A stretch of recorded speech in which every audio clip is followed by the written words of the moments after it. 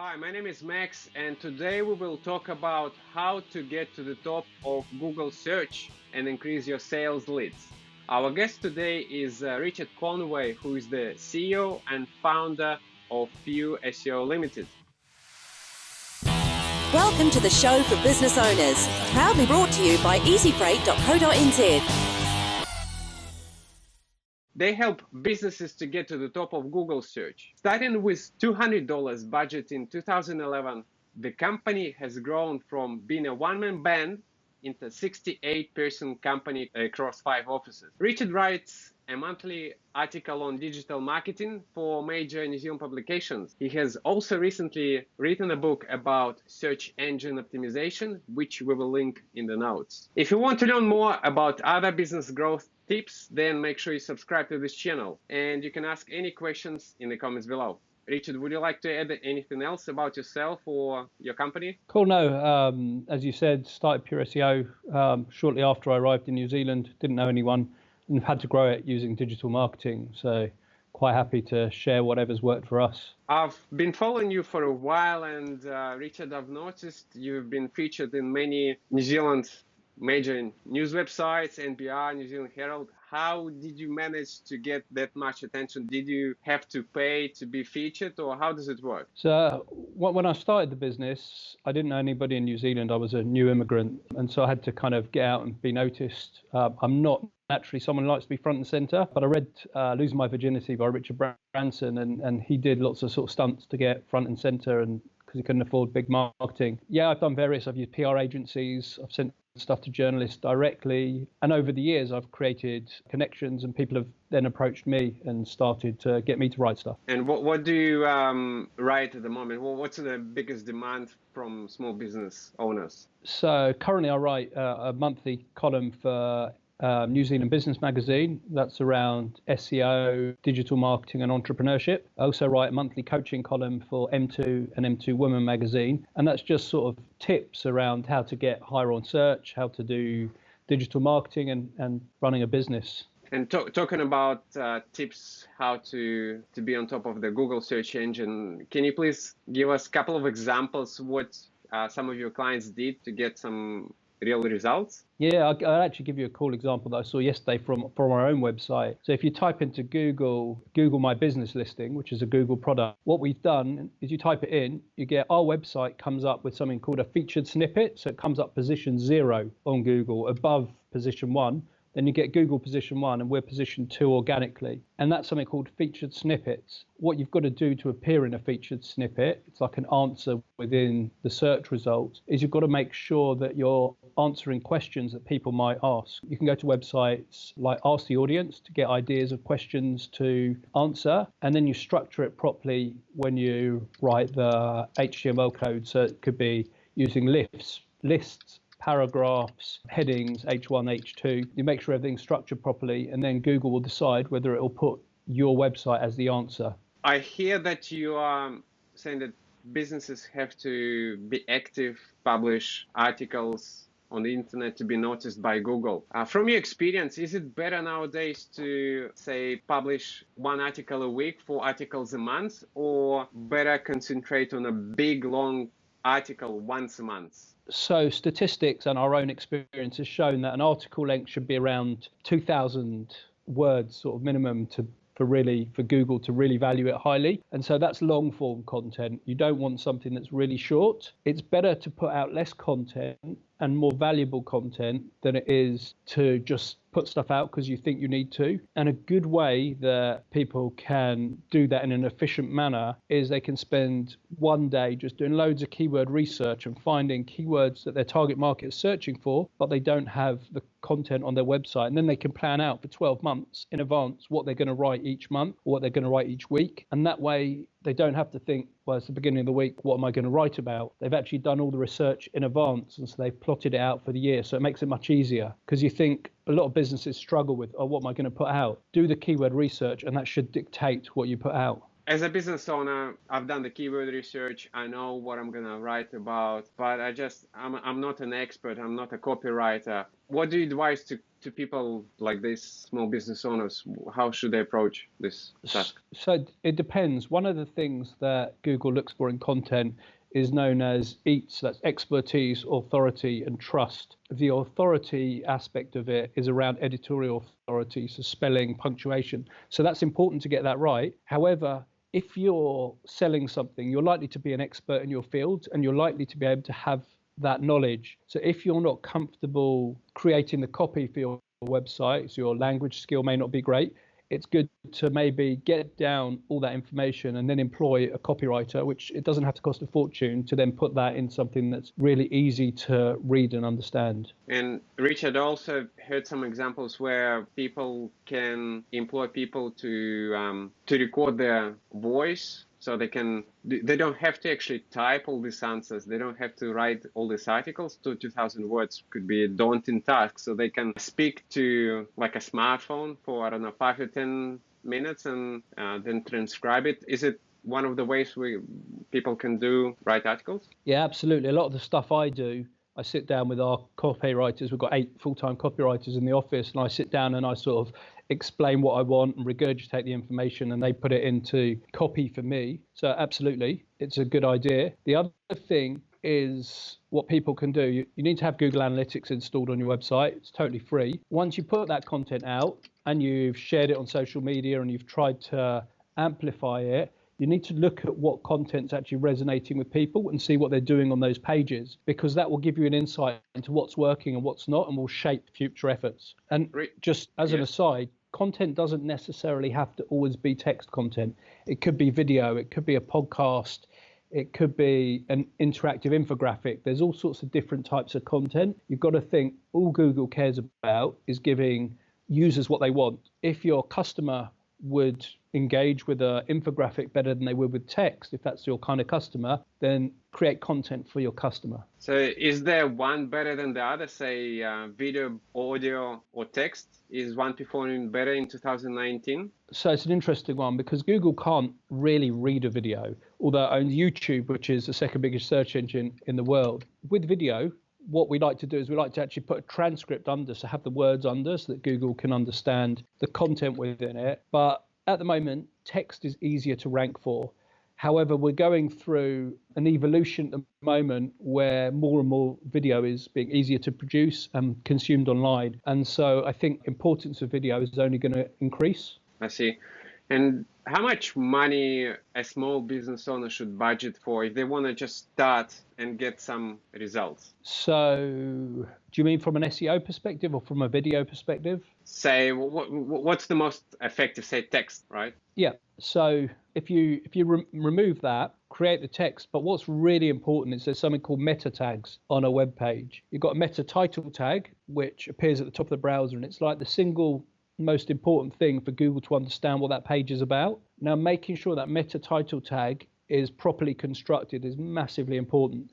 It's given weight from the left to the right, so the words on the left are more valuable than the words on the right, and should really keep it within 69 characters. So, for example, say you want to write an article about importing from China, and that's what the article is about. Your meta title tag could be ways to import from China and China importation. And then you've got a meta description tag, and that's what appears in search engines underneath the clickable link. Now, that doesn't directly affect the rankings, but it does affect the number of people who click on your link. And if the number of people who click on your link is disproportionate to your position on the search result, then Google will start to rank you higher because they think it's relevant for people. So, Richard, we don't lose our audience. Meta tag, that's basically you can employ one of, freelancers, and they can help a small business owner to set up the back end of the website. Yeah, and if you're using WordPress, there's like plugins, things like Yoast, which make it really easy. They tell you a meta title tag, and it will give you a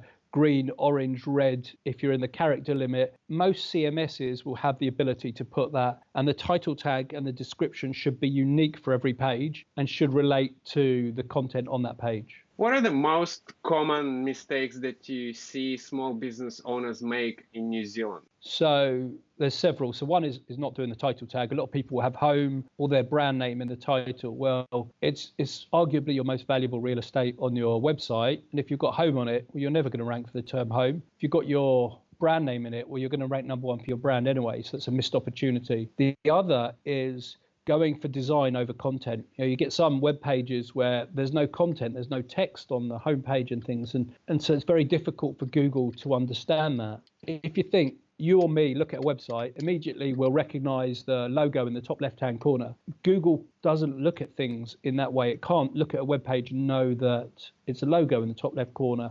And so having things properly marked, so with alt attributes or headings and things like that, are really important for search engines. And a lot of people don't think about the basics. And the basics are quite easy to implement if you've got a content management system like WordPress or Drupal or any of those, Shopify. Talking about Google, I've noticed recently that some companies, when you search for a company name and at the top of Google AdWords, you see their company name. So it seems like they're bidding on their own brand. Is it advisable to bid on your own brand, or Google is smart enough anyway to bring up this result anyway? Why do some companies pay for it? Right. So there was a court case quite a long time ago involving Gucci. What happened as a result of that is it allows people to bid for brand names, but they can't have brand names in the adverts. So what that means is your competitors can bid for your brand name. And if that's happening, sometimes it's a good idea to bid for your brand name. However,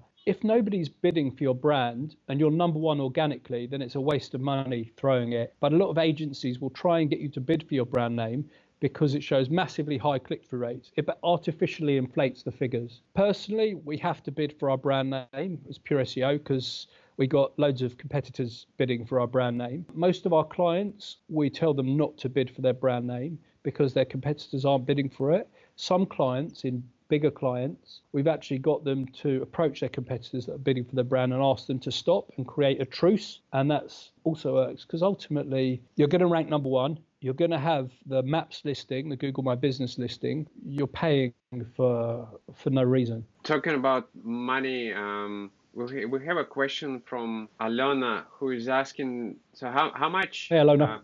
How much should you spend on Google AdWords? Like, what's the minimum budget for a small company in New Zealand? The minimum budget, you can start with $1 a day, $5 a day. Pure SEO, my own company, we spend about $5,000-6,000 a month. The reason we do that is over time, we've worked out which keywords actually convert. Now, we actually have an open budget. It kind of tops out between $4,000 and $6,000 a month. I look at it that if I put $1 in and I make minimum $3 from that, I will just open up the budget. So it's really around testing and seeing what's working. Ultimately, it needs to be profitable. Now, if your product or service has got tiny margins, then Google AdWords probably isn't for you. Now, if it's got brilliant margins, then you keep putting money in until you reach that critical point. The other thing is if you're a retailer, there's something called Google Shopping, which is the product listing ads, which are actually really cheap and uncompetitive at the moment. And they allow you to have a picture, price, and things like that. So it really depends how much you're comfortable spending. The beauty of Google AdWords is you can set a daily budget. Once it's spent, your ads stop appearing, and then it starts the next day. But you can change that anytime you want. I would say put how much you're comfortable spending on, say, 1 month. So I'm going to spend this over a month, test it. If it works, alter your budget accordingly. Richard, I see that some agencies, they still do print advertising, say they advertise in business magazines. Is there something that I'm missing, or print is still working in one way or another? So it really depends on the type of business. If you're a consumer goods, sometimes print is a good medium. Personally, we try lots of different channels. We've tried the radio before. We got, I think, 14 branded cars on the road. I actually had a girl on social media have a go at me because I said, see this branded Pure SEO car on the road. They're supposed to be a digital agency. Well, ultimately, if it works, you do it. We get leads through our branded cars. So I think it's good to try different mediums. Radio broke even for us. We spent 60 grand, so a lot of money. We didn't make anything of it, but we didn't lose anything. So I'd say it was a bit of a failed experiment. PR has been good for us. So when you get in the Herald and things like that, it's been really good return on investment. But there has to be a decent story around it. We sponsor an event called Unfiltered. That's been quite good for the brand because it's our target market to a certain extent. We initially did it because I know the founder and was trying to help him out, but there actually is value in it. We do all sorts of networking. So print does work for certain types of businesses, but not for every business. We had a question from Ben. How to Hey, Ben. protect your content from being stolen or copied by other businesses in your industry? Say you've spent, I don't know, a couple of hours writing an article, how to import goods from China. You've paid a couple of $100 to design it, and then another competitor just copied it. So there's two answers to that. So if they copy it verbatim, they copy it exactly, you need to there's something called a canonical tag you can put in your coding. What that does is that tells Google this is the original version of that content. If two people have that and one person has a canonical tag and it being the original version, then Google will show the original version. The other side is there will always be competitors copying you. It's a pain in the, it happens. Like there's not much you can do about it. So I kind of figure if a competitor is copying us, then they're following, they're not leading. And so we'll always be better than them. We'll always push the boundaries. We'll always do more. So I don't worry about people copying us or taking our information. I want us to be thought leaders. In fact, imitation is a form of flattery, isn't it? I don't mind people copying our information. It happens all the time. We want to push the boundaries. We want to be the leader and let people follow us. They're never going to win in the long run. Is Google smart enough to actually put your content above the person that copied it? So I'll give you a great example. One of our clients, the All Blacks Tours, they are the official tour company for the All Blacks. They also distributed through other agencies. So Air New Zealand was one of the agencies they distributed through. Now, Air New Zealand put up the All Blacks page on their website. And because of the kudos of Air New Zealand, they were number one on Google when you put All Blacks Tours. And so what we did is we put that canonical tag on the All Blacks Tours website, and overnight, Air New Zealand disappeared and All Blacks Tours was number one when you put in their brand. If you do specify that canonical, it does work. Good tip. We have a question from Alex, a long question. Let me read it out. He actually read your book. Cool. How to get to the top of Google search. And he has a question. He is also an entrepreneur himself. He's curious whether personal connections still work for you, Richard, and should he utilize groups like BNI to grow a business? What's your opinion? Okay, so firstly, thank you for reading the book. I'd be interested to hear what you thought about it. Without a shadow of a doubt, personal connections, especially in New Zealand, are massively important. People buy off people, and I grew in the first year of my business. I didn't know anyone in New Zealand. I grew it entirely off that networking, going out, and it's not natural for me, that kind of thing. The more you do it, the more people you meet. Without a shadow of a doubt, it's probably absolutely critical to the success of a business. And I still do it today. I'm a member of Entrepreneurs Organisation, New Zealand Leaders, and I spend quite a lot of time going out meeting people. And I don't sell at all. It's not in my nature. I'm British. I don't try and go and sell. I try either give value or just create connections. And if you get on with someone, they end up working with you. And if you do a good job, then they tell other people and it expands. So absolutely, if it was me and I'm starting my business, I'd be going to BNIs, I'd be getting a business mentor, I'd be going out networking, I'd be getting myself out there. Richard, we have another question from Lily. Hey, Lily. And she is asking, in terms of social media, can you give, say, one mistake that business owners should avoid, and maybe you can see they keep making? Yeah, so a big thing to avoid in social media is if you do get any negativity, is deleting it or not responding. People, you generally inflate the situation or you don't show yourself in a good light if you don't deal with things. I have the ethos of treating every customer the way I want to be treated myself. Now, if someone does post something negative on your social media profile or you do have some negative feedback, I think dealing with it in a professional,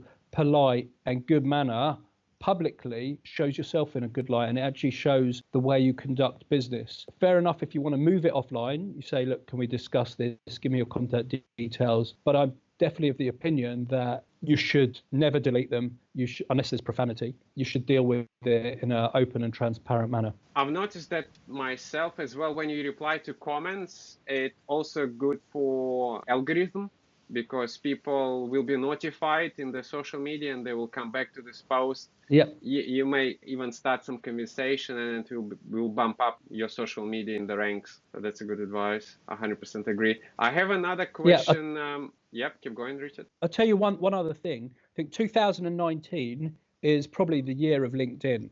We've got a really unique situation at the moment where organically LinkedIn gives you loads of reach, so you don't have to pay for it.